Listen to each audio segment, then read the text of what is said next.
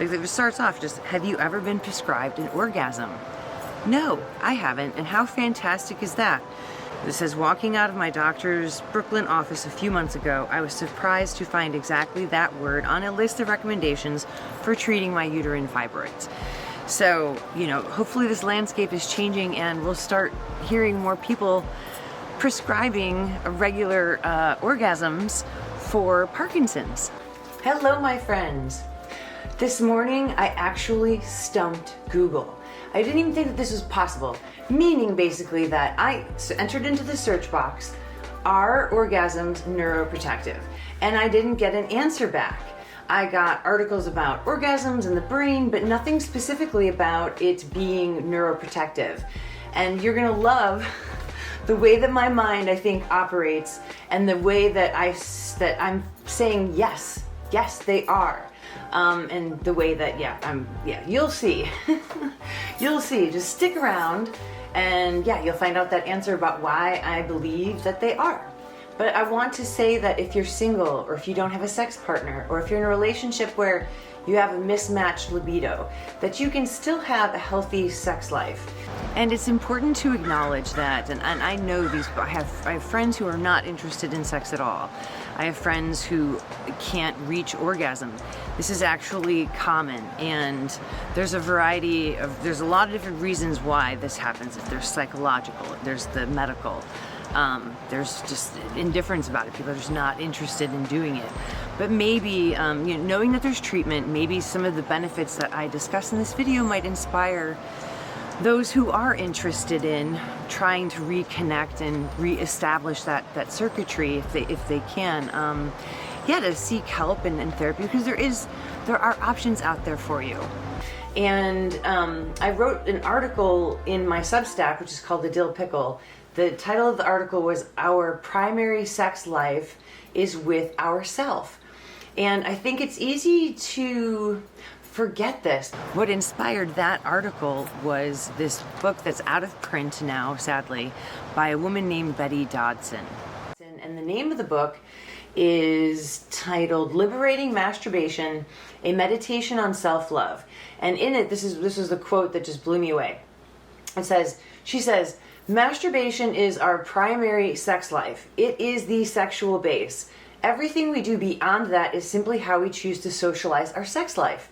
I love this statement so much because it's a reminder of how important our relationship with our bodies is. And then especially too for people with Parkinson's, I feel like we really need some extra love of our bodies and to give extra love to our bodies. She was known as an evangelist of self-pleasure.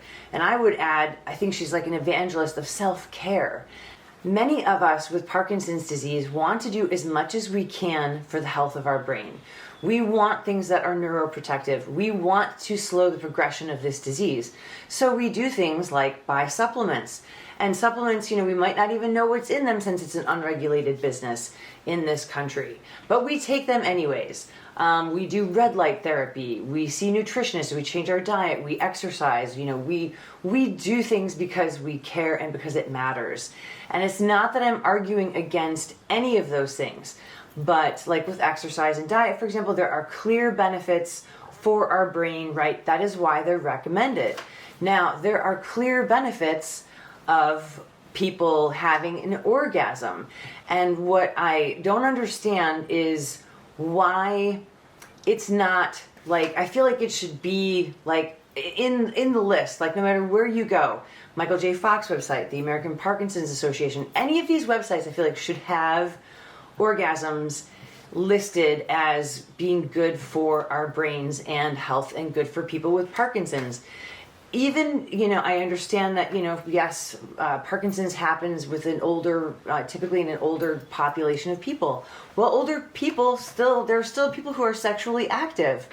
So I don't feel like it's fair. There's young onset people like me, and I don't know, I feel like the benefits are so there, and why is it not part of like the discourse, and part of like the recommendations? So, okay, here we go. This is the exciting part. And remember, I told you I've got an answer, a non-doctor answer of why I'm arguing that yes, Yes, yes, yes. Orgasms are neuroprotective. It is as if this list has been written specifically for people with Parkinson's, which it hasn't, but anyways, okay, so here we go. So this is what this is what I'm using today. I'm using it from Prevention, and the title is 9 Orgasm Benefits That Might Surprise You. Okay, so the first one, orgasms can boost your mood. Who doesn't want to feel good, right? And with Parkinson's and depression and how it challenges the way we feel pretty much, I think, about everything. Anything that can help improve our mood, I'm all for, I think is great. So 2, orgasms can strengthen relationships. And I would argue too, like, again, it's not just relationships with your partner, it's also the relationship with yourself, with your Parkinson's body. Don't forget that that is your primary sexual relationship. And 3, orgasms can improve sleep. How many of us have sleep disorder issues, right? When your body experiences an orgasm, you release a hormone called oxytocin, which acts as a healing pleasure hormone within your body. The abundance of oxytocin also helps create a calmer nervous system, resulting in less anxiety, creating a biological environment for an increased production of melatonin, the sleep hormone, helping you rest more soundly. 12 surprising health benefits of sex after 50. Research shows regular romps are linked to better mental and physical health. Okay, so we've got boosts immunity, number 1. 2, improves heart health. Orgasms can increase body confidence. Yes. And again, this is a movement disorder. We all know how terrible this disease can make us not only feel physically, but then also about ourselves, our bodies. And so to be in touch and connect with our bodies in that way, you know, even when we're dyskinetic or if we've got tremors, I mean, just, you know, it's, I love this. Okay, yeah, so it increases body confidence. When you have a good relationship with yourself and learn how to have an orgasm, it can really help you gain confidence. And she has some women who've come to her who don't know how to orgasm and lack confidence in themselves because they don't quite know how to handle it. But when they've learned and can teach themselves, they feel very empowered.